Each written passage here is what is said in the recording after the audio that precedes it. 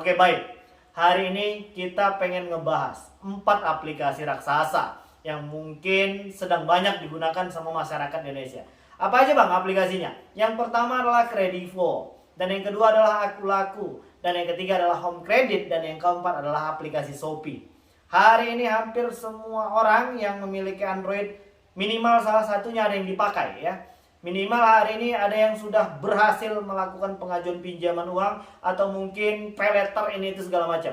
Ada yang udah beli kosmetik, beli handphone, beli tas, beli celana, baju ini segala macam, ya kan? Dan akhirnya hari ini belum mampu melakukan pembayaran.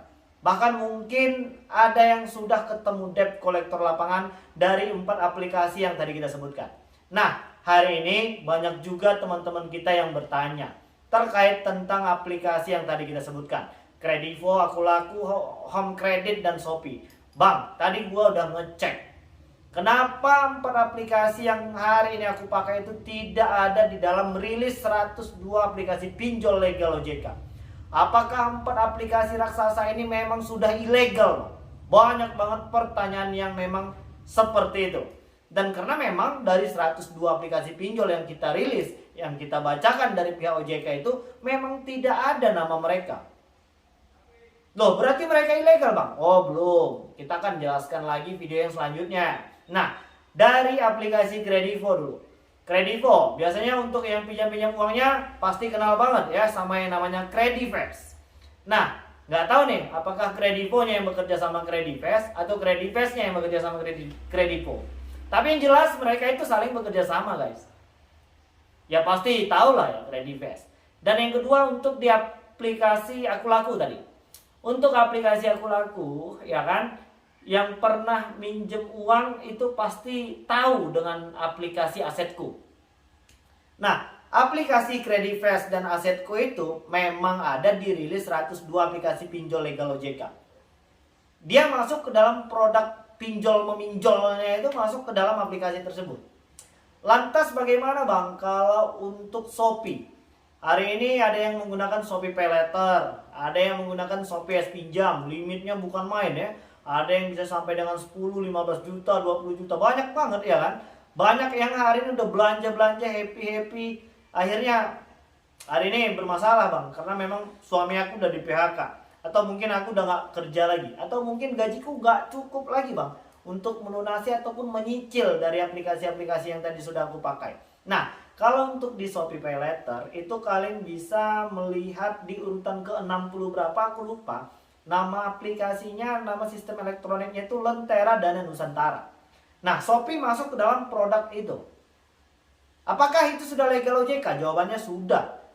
Dan yang keempat untuk Home Credit. Apakah Home Credit legal OJK? Ya, jawabannya iya. Tapi mereka tidak masuk ke dalam merilis 102 aplikasi pinjol. Karena mereka ini lebih memokuskan produk-produk mereka ini, marketing mereka ini ke produk pembiayaan sebenarnya. Tapi juga mereka menyediakan fasilitas pinjam meminjam uang. Nah, lantas apakah di 4 aplikasi yang tadi abang sebutkan memang sudah memiliki debt collector lapangan atau tidak? Jawabannya sudah. Bahkan mungkin hari ini banyak yang sudah ketemu sama debt collector lapangan ya. Bagaimana pengalaman kalian ketika ketemu langsung sama pihak debt collector lapangan dari 4 aplikasi yang tadi kita sebutkan? Enak kan? Jadi nggak perlu panik lagi. Hari ini ketika kalian hanya membaca pesan yang dianggap menyeramkan, mengintimidasi dan itu segala macam, mungkin akan jauh berbeda ketika kita bisa ketemu langsung sama pihak debt collector lapangannya. Jadi kalau menurut aku, kita ini lebih baik ketemu langsung sama pihak debt collector lapangannya. Jadi kita bisa ngomong baik-baik, kita bisa ngejelasin ini itu segala macam. Lah nggak bisa bang, pihak debt collectornya juga pasti akan marah. Mereka nggak mau pulang kalau sebelum dibayar. Lantas bagaimana permasalahannya jika memang seperti itu? Ya udah, kalian terus aja tetap bekerja. Kalau memang kalian itu ibu rumah tangga ya, kalau memang belum nyapu ya silakan aja nyapu ruang tamu, silakan aja buat masak nasi ini itu segala macam, banyak ya. Dan jangan meninggalkan pekerjaan pokok kalian, dan jangan biarkan mereka menghambat tugas-tugas kalian hari ini. Lantas bagaimana bang kalau aku mau kerja mereka datang terus mereka menagih dan nggak mau pulang? Kunci aja sekalian. Atau mungkin kalau memang kalian merasa risih dan terganggu, panggil perangkat desa setempat. Dan bang apakah 4 aplikasi tadi memang mau bang bawa Pak RT dan Pak RW buat menagih utang kita. Nggak ada urusannya sama Pak RT dan Pak RW. Ya mereka kalau memang mau berkunjung, ya mereka akan langsung berkunjung. Mereka tidak akan takut-takuti kalian. Mereka tidak akan mengirimkan pesan-pesan yang menyeramkan kepada kalian. Mereka akan langsung datang saja ke rumah kalian dan memberikan kejutan.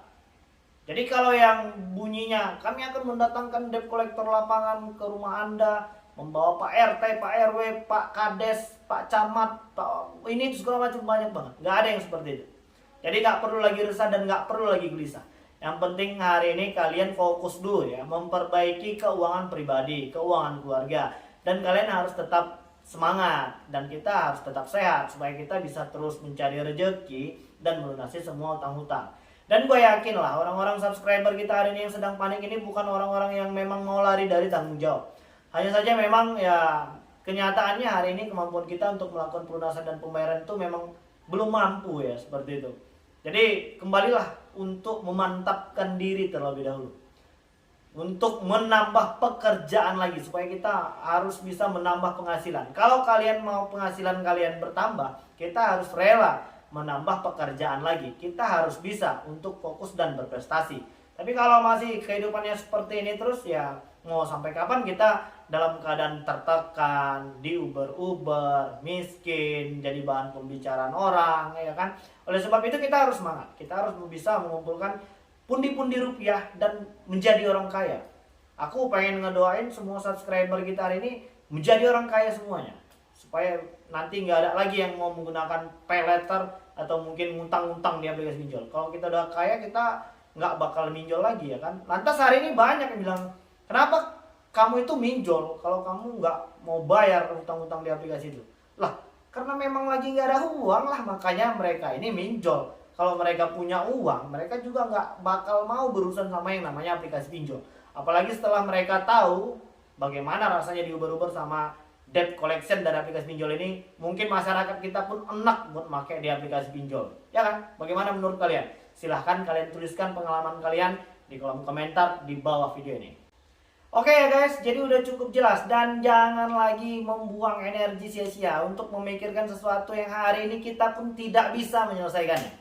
Permasalahan di aplikasi yang tadi kita sebutkan itu solusinya cuma satu, bayar utangnya, lunasi semua tagihannya. Namun hari ini kemampuan kita yang belum mampu untuk melakukan hal itu. Jadi kita jangan sampai terus-terusan terbawa suasana, ya kan?